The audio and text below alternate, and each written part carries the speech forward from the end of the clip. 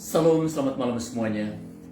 Malam hari ini saya akan membawakan renungan firman Tuhan untuk kita semua mengenai dua orang murid Yesus yang membuat keputusan yang berbeda sehingga mereka juga memiliki akhir cerita yang berbeda, yaitu Yudas Iskariot dan Simon Petrus.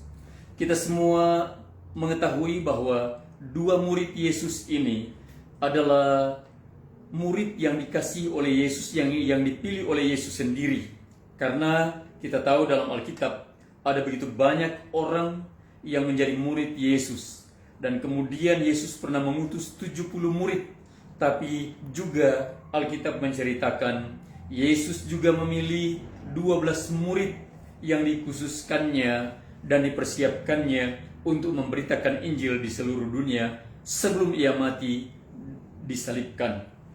Dan kemudian kita juga mengetahui bahwa murid Yesus yaitu Yudas yang pada akhirnya dia mengkhianati Yesus dan menjual Yesus.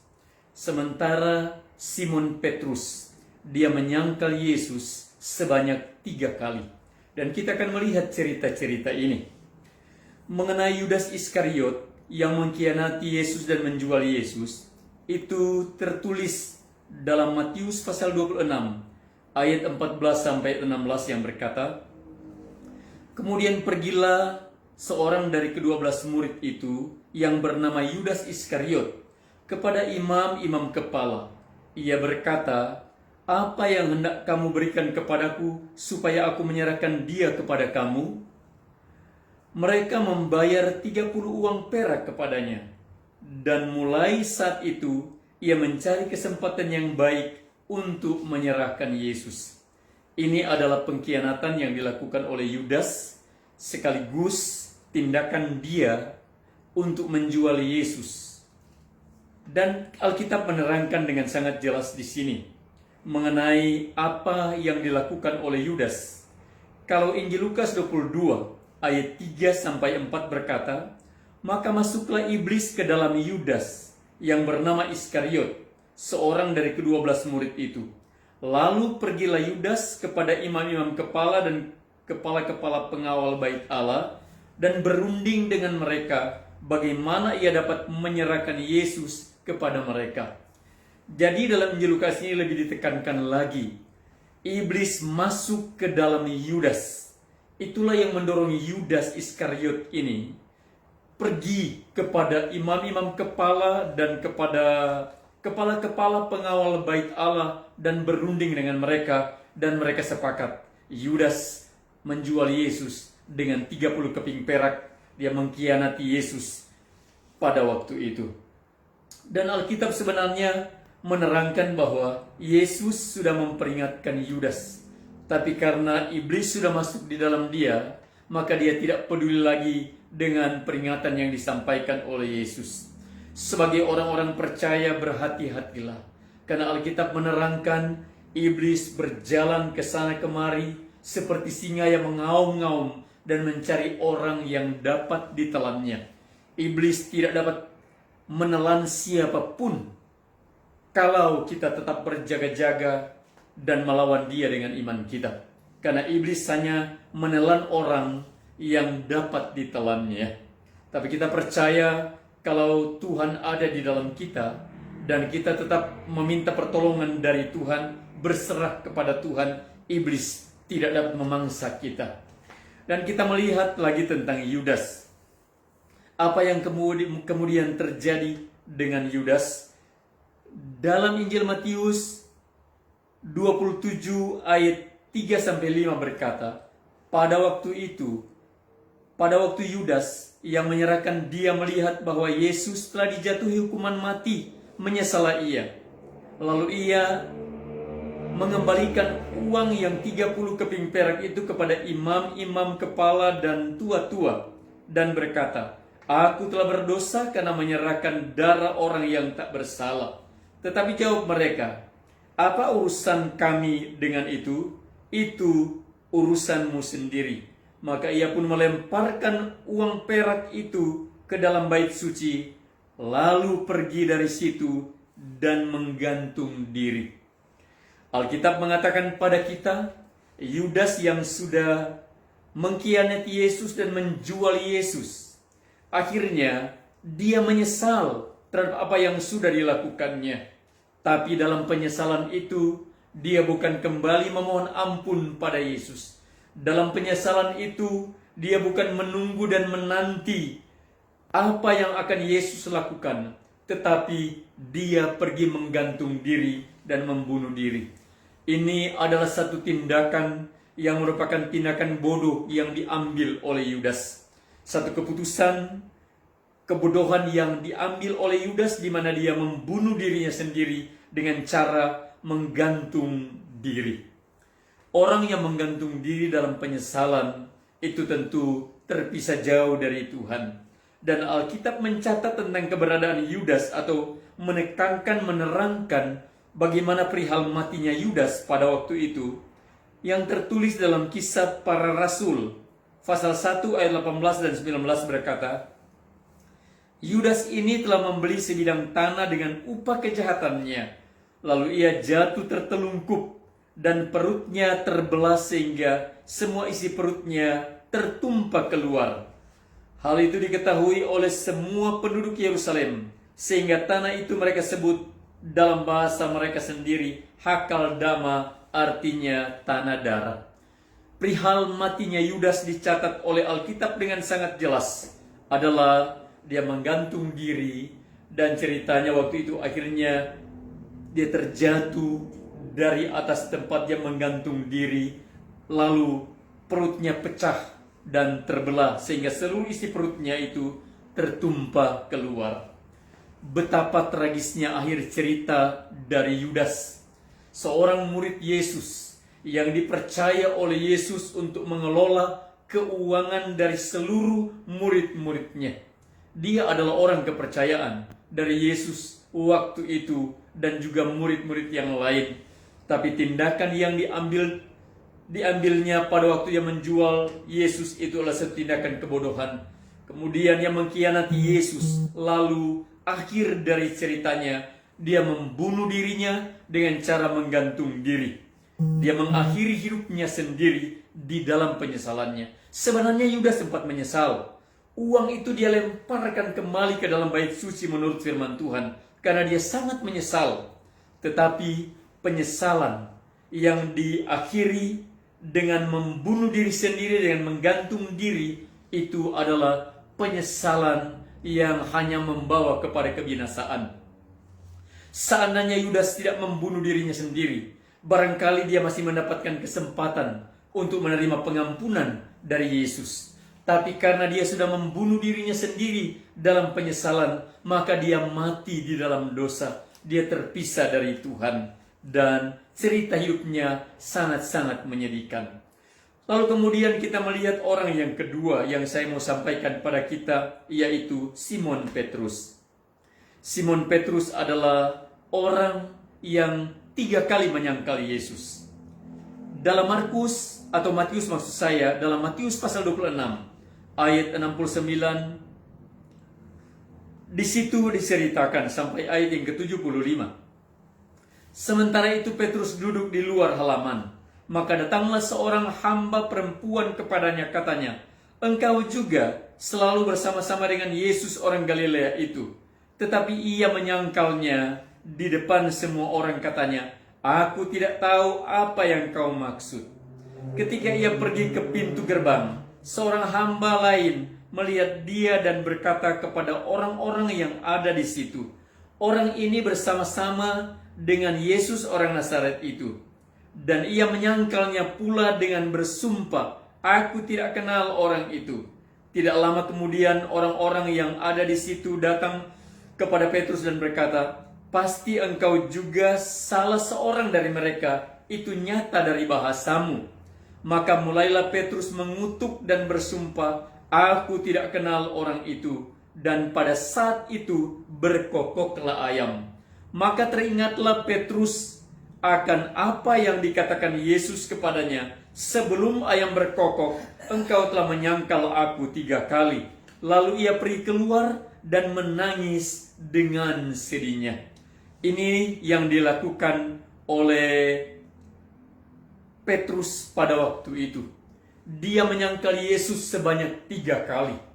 Bahkan dia mengutuk dan berkata dengan sumpahnya, "Aku tidak kenal orang itu." Tapi kemudian waktu dia menyangkal Yesus, pada kali yang ketiga ayam pun berkokok. Dan apa yang membuat Petrus teringat akan apa yang Yesus katakan? Menurut Injil Lukas pasal 22 ayat 61 sampai 62 berkata, "Lalu pergilah, lalu berpalinglah Tuhan memandang Petrus. Maka teringatlah Petrus bahwa Tuhan telah berkata kepadanya, 'Sebelum ayam berkokok pada hari ini, engkau telah menyangkal aku 3 kali.' Lalu ia pergi keluar dan menangis dengan sedihnya." Di sini kita lihat yang membuat Petrus itu sadar adalah ketika Yesus memandang kepadanya, ketika Tuhan memandang kepadanya, maka disitulah dia teringat bahwa Tuhan telah berkata kepadanya, "Sebelum ayam berkokok, engkau telah menyangkal aku 3 kali." Di saat Petrus itu sadar, dia pergi dan menangis dengan sedihnya. Dan kita tahu cerita ini. Setelah Yesus mati dan bangkit dari kematian, ada beberapa perempuan yang datang ke kubur Yesus. Dan di situ kemudian malaikat yang datang ke kubur itu memberitahukan pesan apa yang perlu disampaikan kepada murid-muridnya. Dalam Markus 16 ayat 7 berkata, "Tetapi sekarang pergilah, katakanlah kepada murid-muridnya dan kepada Petrus, ia mendahului kamu ke Galilea, di sana kamu akan melihat dia, seperti yang sudah dikatakannya kepada kamu." Di sini Petrus mendapatkan perhatian penting, perhatian khusus dari malaikat surga yang datang di kubur Yesus, yang memberi pesan kepada perempuan-perempuan yang datang di kubur Yesus. Karena ayat ini berkata, "Pergilah, katakanlah kepada murid-muridnya dan kepada Petrus bahwa ia mendahului kamu ke Galilea." Itu berarti Tuhan mengingat Petrus dan memberi kesempatan kedua kepadanya. Kesempatan kedua ini selalu diberikan oleh Tuhan kepada semua orang yang telah melakukan kesalahan. Tapi yang menyebabkan Yudas binasa di dalam dosanya adalah karena Yudas mengakhiri hidupnya dengan caranya sendiri, sementara Petrus dia tetap menanti dan tetap menanti dalam penyesalan tentunya. Dan kita tahu apa yang terjadi di sini. Kesempatan yang Tuhan berikan kepada Petrus telah mengubah seluruh hidupnya. Dan akhir dari ceritanya mengenai Petrus adalah waktu Yesus bangkit dan dia mendapat pesan untuk pergi ke Galilea, karena di sana mereka akan bertemu dengan Yesus. Maka dia melakukannya bersama-sama murid-murid yang lain. Bahkan ada ayat-ayat juga yang menerangkan bahwa Yesus menampakkan diri secara khusus kepada Petrus, yaitu Kefas, dan disitulah dia mendapat anugerah dari Tuhan. Kita semua menyadari bahwa keselamatan kita terima dari Tuhan sebagai sebuah pemberian atau anugerah yang diberikan oleh Tuhan bagi kita. Keselamatan yang kita miliki merupakan kasih karunia, bukan dari usaha kita. Kita diselamatkan dari dosa, diselamatkan dari murka Allah yang akan datang, karena Tuhan menginginkan kita diselamatkan, sehingga penebusan terhadap dosa dikerjakan oleh Yesus di kayu salib. Tetapi mengenai Yudas dan Petrus memiliki cerita yang berbeda pada akhirnya, karena Yudas sendiri yang pergi menggantungkan diri dan membunuh dirinya sendiri. Itulah sebabnya dia tidak memiliki kesempatan kedua untuk bertobat kepada Tuhan. Sementara Petrus, dia tetap berserah menjalani hidupnya. Bagi Bapak, Ibu, dan saudara-saudara sekalian yang mungkin kebetulan mengikuti siaran ini dimanapun saudara-saudara berada dan kapanpun menemukan siaran ini, seandainya ada di antara saudara-saudara sekalian yang merasa telah jauh dari Tuhan, telah melakukan apa yang melanggar perintah Tuhan, bahkan telah menyedihkan hati Tuhan, ingatlah, sebagaimana Tuhan memberikan kesempatan kedua kepada Petrus, Tuhan dapat memberikan kesempatan kedua kepada semua orang. Kesempatan dari Tuhan untuk orang kembali padanya masih terbuka selama kehidupan masih ada di dalam diri kita, selama pintu anugerah Allah masih terbuka, selama Yesus belum datang kembali untuk membawa gerejanya, anak-anaknya ke dalam kerajaannya. Itu merupakan kesempatan yang Tuhan berikan pada semua orang untuk kembali kepadanya. Petrus menerima kesempatan kedua sehingga dia bertobat pada Tuhan, karena dia tetap menanti-nanti di dalam penyesalannya, dan dia tidak menjauhkan diri dari murid-murid yang lain. Saya juga mau ingatkan pada kita semua sebagai orang-orang percaya, apa yang disampaikan oleh kitab suci bagi kita mengenai persekutuan-persekutuan orang-orang percaya dalam menjalankan ibadahnya kepada Tuhan. Itu harus dilakukan dengan sungguh-sungguh. Karena di dalam Ibrani 10 ayat 25 berkata, janganlah kita menjauhkan diri dari pertemuan-pertemuan ibadah kita, seperti yang dibiasakan oleh beberapa orang.